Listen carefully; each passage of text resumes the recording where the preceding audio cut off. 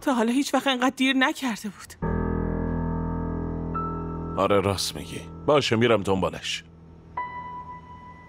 بیا دخترم اومد. این چه وضعیه؟ نه سلامی نه علیکی. چرا انقدر دیر اومدی خونه؟ ببخشید سلام. علیکم السلام.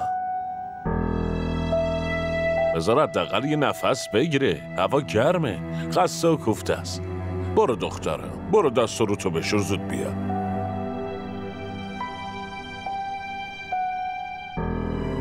این چه شده؟ هیچی نشده، حتما خسته است. هوا رو ببین، خب خیلی گرمه.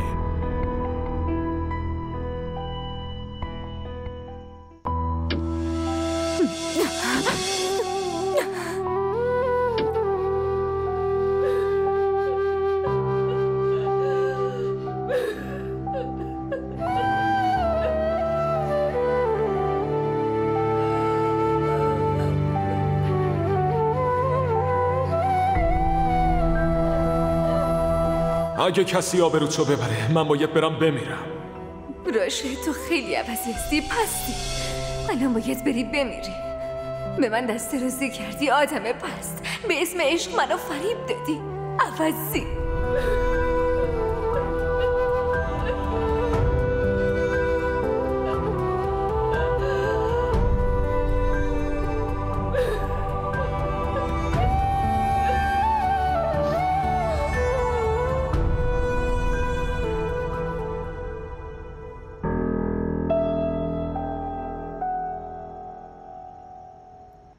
سایره چی شده؟ امروز مدرسه نمیری؟ ازت سوال کردم. بابات داره صدات میزنه. برو.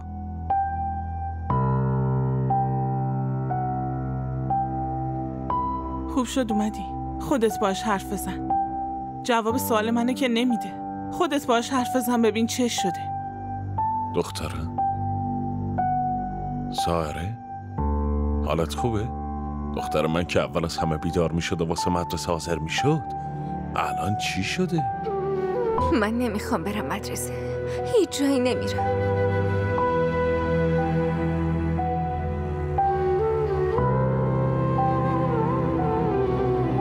باشه درسته. تو بعضی وقتا به استراحت نیاز داری. هر روز رفتن که دیگه هیچ وقت نمیرم.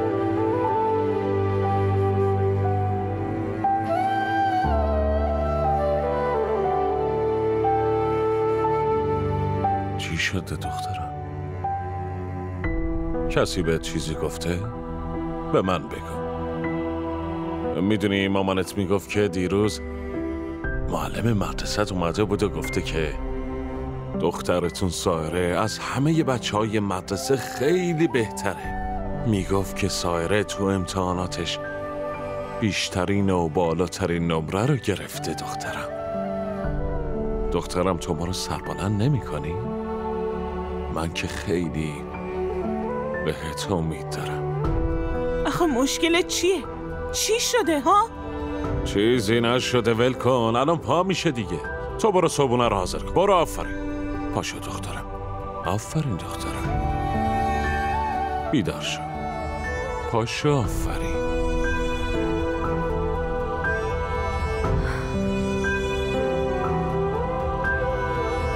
عزیز دلم.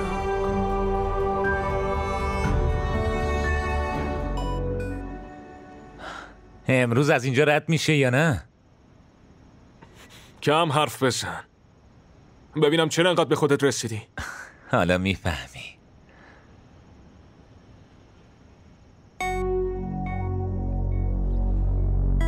اونهاش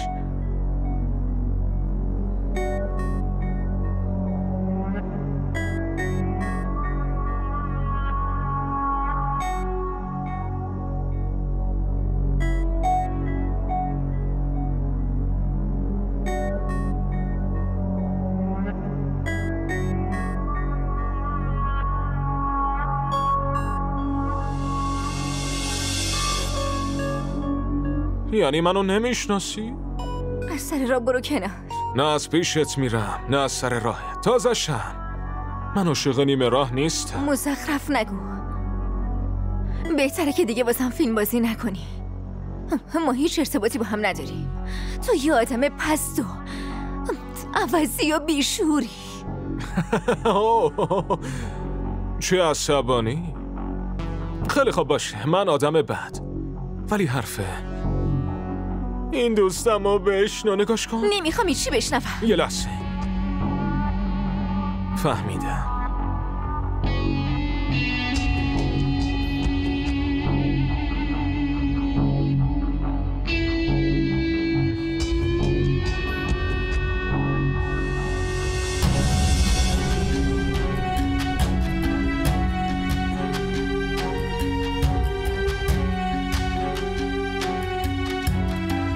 حالا میشنوی؟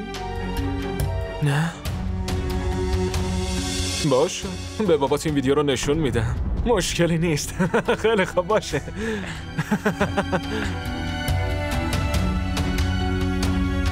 پس بریم داخل.